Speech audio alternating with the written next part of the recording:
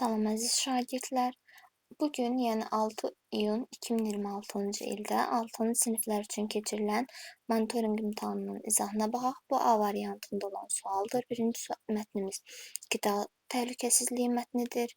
Gəlin vaxt itirmədən sualların izahına keçək. Mətndə hansı qaydadan bəhs edilir? Qidaların şüşə qabda saxlanılması, xeyir. Qabı zədələnmiş məhsullardan imtina, xeyir.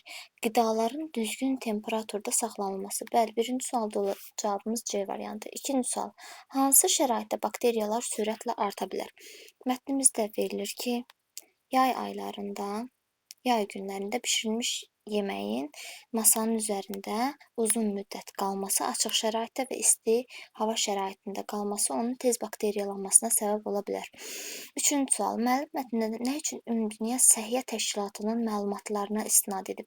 Oxucuda emosional təsir yaratmaq, xeyir. Məlumatlara isə bəli, bir dənə məlumat verir, fikir verir və onun təsdiqini tapmaq üçün, əsaslandırmaq üçün Ümumdünya Səhiyyə Təşkilatının adını çəkmişdir. Cavabımız olur B variantı. Mətnə görə konservləşdirilmiş qidalarla bağlı riskin əsas səbəbi nədir?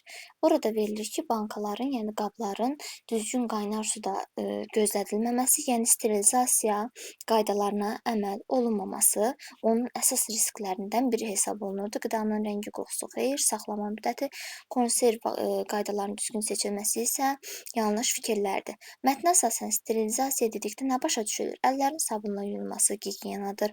Əşyaların suda qaynadılması, bəli, bu sterilizasiya, sterilə olunma prosesidir. 6. Mətnə görə aşağıdakı hallardan hansında çarpaz çirklənmə ehtimalı daha yüksəkdir? Mətnimizdə belə bir hissə var idi ki, toyuğu çarpaz çirklənmə nə zaman ola bilər?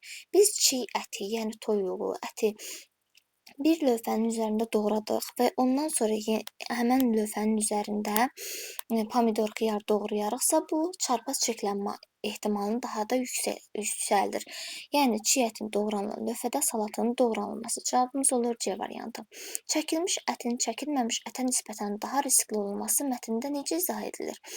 Çəkilmiş ətin ümumiyyətlə üzərində müəyyən bir bakteriyalar olur. Bu bakteriyalar ət çəkilən zaman onun içərisinə keçir və cavabımız elə olur A variantı.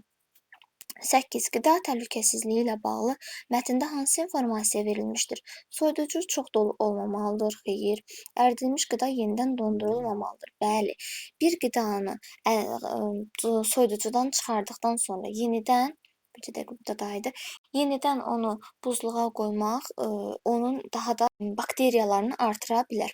İsti yemək dərhal soyuducuya qoyulmamalıdır, xeyir. Çiğ ət soyuducunun ən xeyir. Belə bir fikir yox idi. 9. Aşağıdakı cümlələr mətndəki hansı abzasa əlavə oluna bilər? Qidanın buzunu əritmək 3 təhlükəsiz yolu var. Soyuducuda, soyuq suda və mikrodalğalı sobada. Soyuq suda və mikrodalğalı sobada buza əridilmiş qida dərhal bişirilməlidir. Baxaq görək mətnimizdə.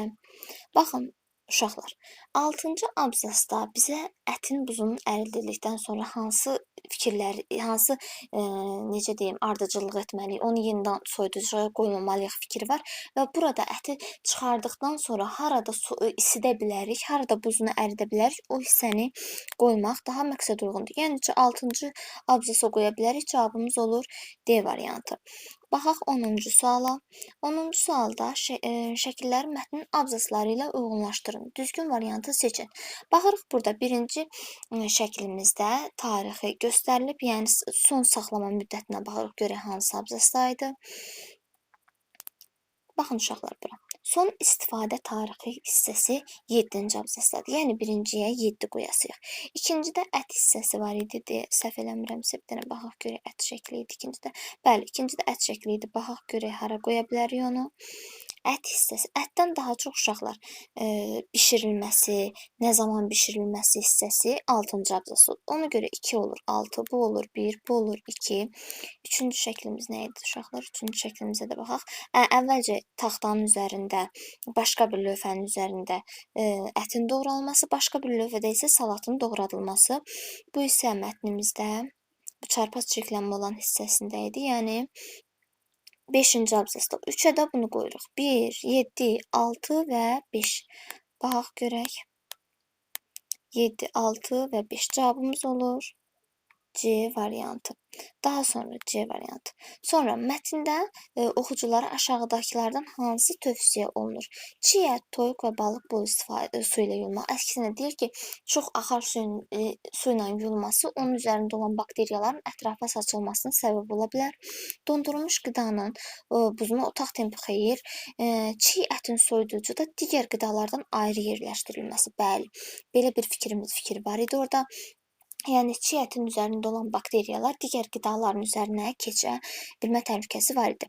Mətndə ümumilikdə hansı mövzuda bəhs olunur? Qida gigiyenasından cavabımız olur B variantı. Baxaq 13-cü sualımıza. Mətnə əsasən mağazada ərzaq məhsulları alarkən nəyə diqqət etmək lazımdır? Mətnimizə baxaq. Baxın uşaqlar, son istifadə qaydasına baxmalıyıq.